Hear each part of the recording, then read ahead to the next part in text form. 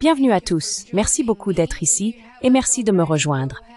Si ce n'est pas déjà fait, abonnez-vous à World Affairs in Context sur Substack et Patreon pour accéder à du contenu supplémentaire et rejoindre notre communauté.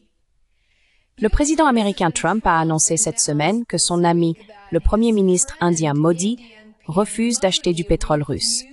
Plus de pétrole russe, a déclaré Trump. Merci beaucoup. À la lumière des restrictions à l'exportation de terres rares imposées par la Chine, considérez-vous l'Inde comme un partenaire fiable à l'avenir? Et prévoyez-vous de rencontrer le Premier ministre Modi en Malaisie? Êtes-vous ouvert à des discussions commerciales? Oui, bien sûr. C'est un ami à moi. Nous avons une excellente relation. Il l'a dit il y a 2 jours, comme vous le savez. Nous avons une excellente relation. Non, nous n'étions pas satisfaits qu'il achète du pétrole à la Russie. Je n'étais pas content que l'Inde achète du pétrole et il m'a assuré aujourd'hui qu'il n'achèterait plus de pétrole à la Russie. C'est un grand pas. Maintenant, je dois faire en sorte que la Chine fasse la même chose. Vous savez, c'est relativement facile comparé à ce que nous venons d'accomplir la semaine dernière au Moyen-Orient. Le Moyen-Orient, c'était 3000 ans et nous l'avons fait. Ici, c'est 3 ans.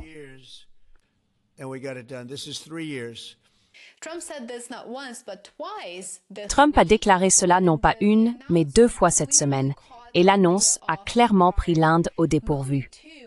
Modi, lui aussi, a été quelque peu déconcerté d'apprendre sa prétendue décision de ne plus acheter de pétrole russe. Après quelques échanges, l'Inde a publiquement contredit l'affirmation du président Trump, selon laquelle le Premier ministre Narendra Modi aurait accepté de suspendre les achats de pétrole russe. Ce qui devait être une démonstration d'alignement entre les 2 nations, entre l'Inde et les États-Unis, a au contraire mis en lumière les frictions et la fragilité qui sous-tendent leur partenariat stratégique. Tout a commencé mercredi, lorsque le président Trump a annoncé depuis le bureau ovale qu'il avait parlé directement avec Modi et obtenu ce qu'il a qualifié de grands pas en avant, à savoir, bien sûr, l'engagement de l'Inde à cesser d'acheter du pétrole à la Russie.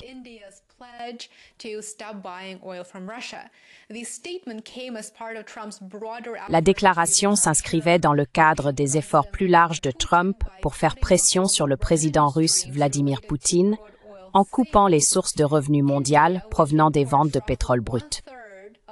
L'Inde, qui importe environ 1/3 de son pétrole de Russie, est depuis longtemps un client clé malgré les sanctions occidentales, ce que l'Occident n'apprécie guère. Pour Trump, c'était donc bien sûr un vœu pieux. C'était quelque chose qu'il voulait voir se produire, et il exerçait en réalité une pression sur Modi par le biais de son annonce publique. Mais au final, cela s'est révélé être une certaine gêne pour Washington. Moins de 24 heures après sa première déclaration, l'affirmation de Trump a été ouvertement contestée à New Delhi. Randhir Jaiswal, le porte-parole du ministère indien des Affaires étrangères, a déclaré aux journalistes qu'il n'était au courant d'aucune conversation de ce type entre les 2 dirigeants.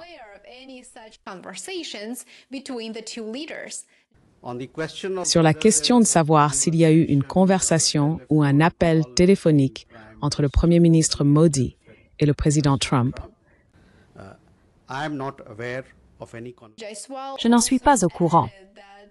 Jaiswal a également ajouté que, bien que les discussions sur l'énergie avec Washington soient effectivement en cours, les politiques de l'Inde en matière d'importation de pétrole sont guidées par un objectif primordial: protéger ses consommateurs nationaux contre la volatilité du marché énergétique mondial.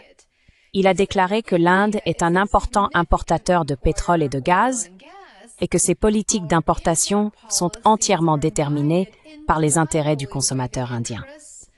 Inutile de dire que ces propos contredisaient directement le récit de Trump, suggérant qu'aucun engagement de ce type n'avait été pris. Pour les observateurs de la relation entre les États-Unis et l'Inde, ces messages contradictoires n'avaient rien de surprenant.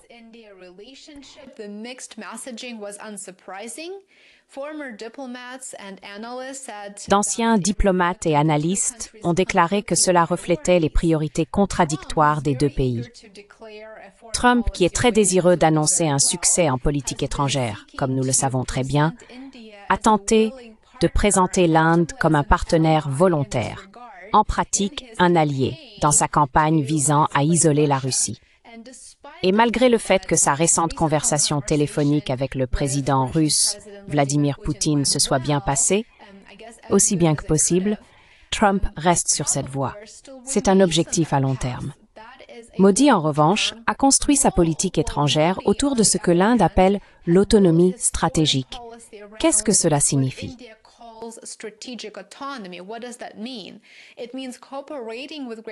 Cela signifie coopérer avec les grandes puissances lorsque les intérêts convergent, mais ne jamais donner l'impression d'agir sous la contrainte. Dans une interview accordée à Politico, l'ancien ambassadeur de l'Inde auprès des Nations Unies a décrit l'épisode comme un exemple classique de politique de pression. Il a déclaré que l'Inde pourrait discrètement ajuster les volumes, faisant bien sûr référence au volume d'achat de pétrole brut en provenance de Russie, mais qu'elle ne sera pas perçue comme cédant aux exigences américaines. Le message est très clair. Coopération, oui. Coercition, non. On peut donc dire que Modi cherche lui aussi une faveur de Trump, même s'il est très peu probable qu'il interrompe les importations d'énergie russe.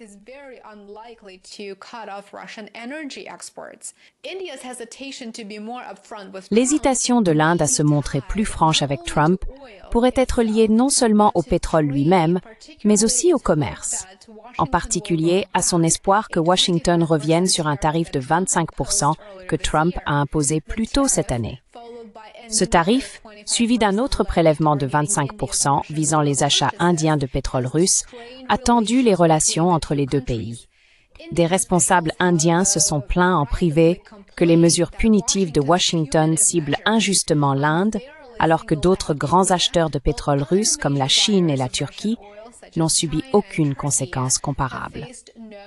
Le moment de ce désaccord est également très sensible. Trump et Modi devraient se croiser plus tard ce mois-ci lors d'un sommet régional en Malaisie.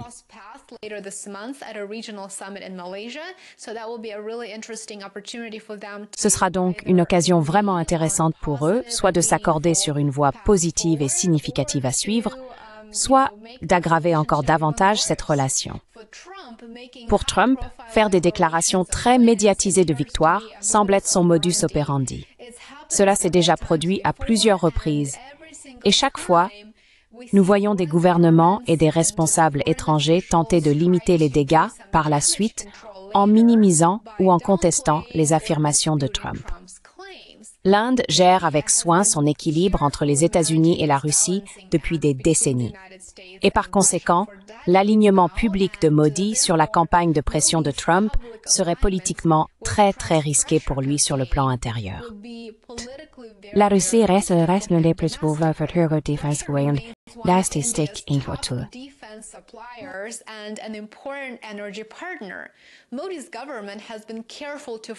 Le gouvernement de Modi a pris soin de présenter les achats de pétrole à la Russie non pas comme un choix géopolitique, mais comme une nécessité économique pour un pays de 1,4 milliard d'habitants. Alors, que peut-on dire ici? Certains arrangements en coulisses entre Washington et New Delhi sont très possibles, et ils auront probablement lieu. Cependant, un refus total de l'Inde d'acheter des ressources énergétiques russes est extrêmement improbable. Modi ne le fera pas. Pour les autorités indiennes, préserver leur indépendance dans le choix de leurs partenaires commerciaux a toujours été très important, non seulement pour leur réputation intérieure, mais aussi dans le cadre de leur trajectoire plus large vers un développement souverain.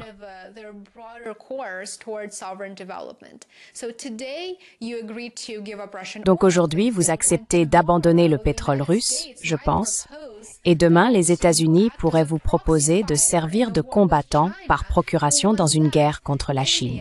Qui voudrait cela? L'Inde n'y a aucun intérêt. Cela signifierait la destruction du pays au profit des intérêts d'autrui. Néanmoins, un certain niveau de relation avec l'Amérique sera maintenu, bien sûr, peut-être comme moyen de contenir la Chine.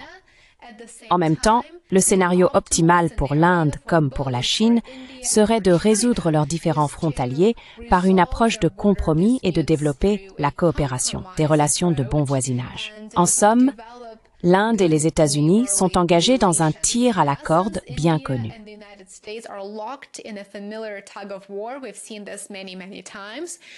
Nous avons vu cela à de nombreuses reprises, entre les considérations politiques et la nécessité stratégique.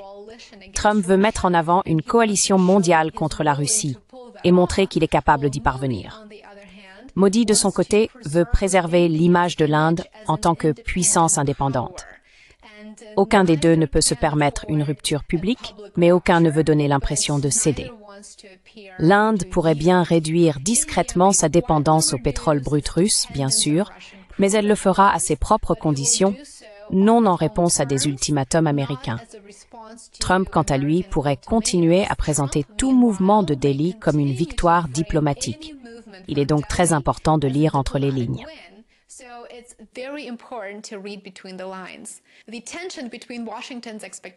La tension entre les attentes de Washington et l'autonomie de New Delhi est bien réelle. Elle ne disparaîtra pas de sitôt.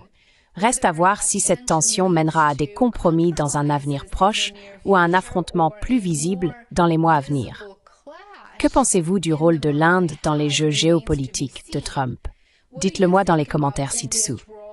Merci beaucoup d'avoir regardé et de m'avoir accompagné. J'espère que vous envisagerez de soutenir mon travail. Abonnez-vous ici sur YouTube, sur Substack ou sur Patreon. J'aimerais beaucoup vous retrouver sur mes plateformes alternatives. Vous trouverez les liens ci-dessous. Passez une excellente journée. Prenez soin de vous. Have a wonderful rest of your day. Take care.